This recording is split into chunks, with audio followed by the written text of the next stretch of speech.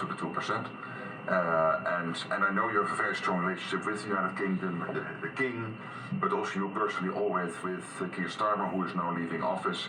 He has now also committed to spend another $20 billion extra, 15 billion pounds on defense. So I would argue without you in this chair, this would not have happened. It is, of course, because of Russia, but also because of you. So grab to win, it's there. You did this. It was The Hague, and now they are implementing. And on Greenland, you and I made a deal in Davos. I will make sure that that deal is step by step being implemented. That you can deploy, if you want, the Golden Dome on Greenland. You have your trilateral talks. Mark was leading them from your side with the Greenlanders and the Danes. When it comes to if they would change their constitutional position in the kingdom, etc. But hey, I mean, just so they are saying, Greenland is very important for the United States, but it's not important for Denmark. In fact, when Denmark was overrun by the Nazis in less than one day, Hitler beat them out in one day, took over, and they asked us to take care of Greenland.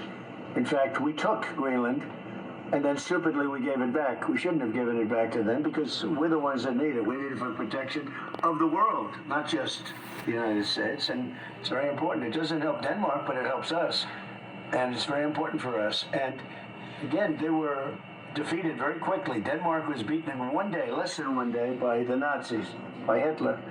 And when this happened, they immediately switched it over to us. We owned it. We had it. We were taking care of it, and then we gave it back, which is, I don't know why. I wouldn't have given the Panama Canal back either, so what do I know? I certainly wouldn't have done that because China's tried to take over the Panama Canal, and that's not going to happen. So, but I just, it's interesting. I'm very unhappy with NATO, and yet this man is a great leader, and he gets it. He gets it maybe better than some of the leaders. Also, your allies get it, thanks to you, and that is important. I could not do this without you. It's too bad Biden didn't do it, or Obama. Hey, but you are here now. Obama. And Trump 45, and Trump 47, in total, more than $1.2 trillion. I call this the Trump trillion. No, it's true, but $1.2 trillion extra spent by Canada and the... And I'm not always blaming NATO. At the beginning, they got a free ride, and not if anymore. Biden had any brain, which he didn't, he would have said, you got to pay more. And the same with Obama. Two bad presidents. But they could have asked, and you would have done that too. It would have been, who knows? But who knows if they would have done it. And it is huge. It should have happened years ago, and it couldn't. But Obama didn't do it, and Biden didn't do it, and frankly, Bush didn't do it either. But you did what Eisenhower started trying to do, equalizing the U.S. Yeah, Eisenhower tried. And all the other presidents, none of them were successful. You're the first one. It's your win. Your win in the Hague. That's why I like him. And you win now. That's why I like him. This is true. Without you, this would not have happened. Really do you have any questions? Mr. President, is the ceasefire over? Is the ceasefire done? Is the MOU dead? It's a very interesting question. To me, I think it's over. I don't want to deal with them anymore. They're scum. You know what scum is? They're scum. They're sick people. They're led by sick people. And they're vicious, violent people. And if they had a nuclear weapon, they'd use it. As far as I'm concerned, it's over. And I'll speak to our negotiators. They want to negotiate. They're good people.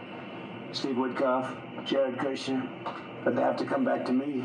As far as I'm concerned, it's just a waste of time dealing with them. They're liars. We make a deal. And when I make a deal with him, we have a deal. And he goes out, he talks. We make a deal. Everyone's agreed. No nuclear weapon.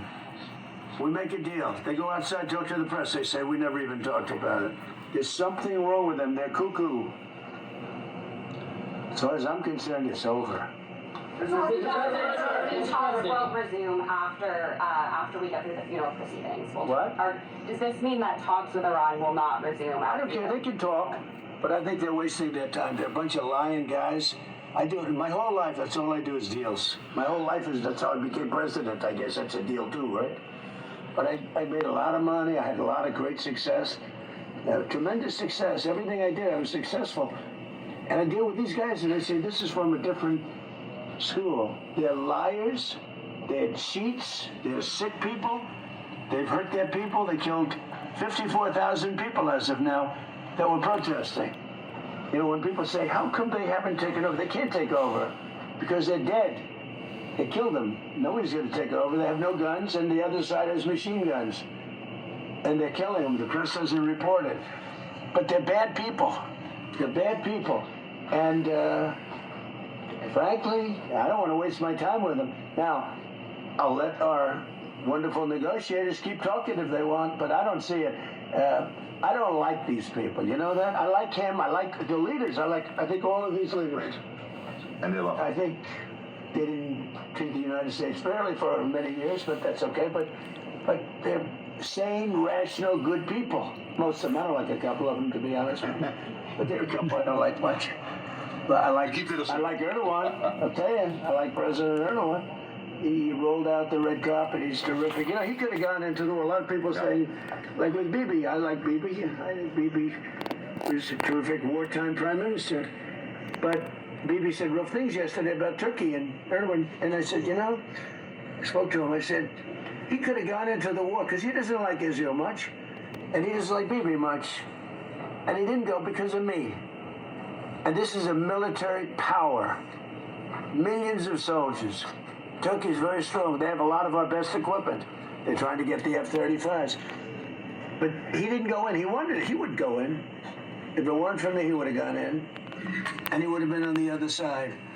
Even though I don't think he likes the other side either, because he happens to be very sane, and they happen to be very crazy. But so I think, you know, they treated us right. I think China treated us right. I was with President Xi, and I said, I hope you're not going to go into the war, because we don't want that. You know, he gets 50% of his oil from the Strait of Hormuz, and he gets more than 50%. And he never went into the war. He didn't supply him equipment, you know. He was great. I'm a big fan of President Xi. A lot of people say, oh, why? You know, I watched a couple of people critical of the fact that TikTok is so bad, it's so dangerous, it's so horrible, they're spreading all these rumors. And the numbers came out yesterday. You know who's number one on TikTok? I am. I'm number one on TikTok. And all I talk about is how bad communism is, right? They say, oh, it's terrible, they're spreading, but I'm number one. I listen to Gordon Chang. I like Gordon Chang, but he's always like negative. Oh, China's so terrible. They're so terrible. And TikTok is so terrible. But I'm number one on TikTok. I have like 4 billion views or something like that. So I don't know. People have to get their priorities straight. We have had a really good day. We're going to have another good half a day. And then I'll see you later and we'll talk to you. Thank you very much. Thank you.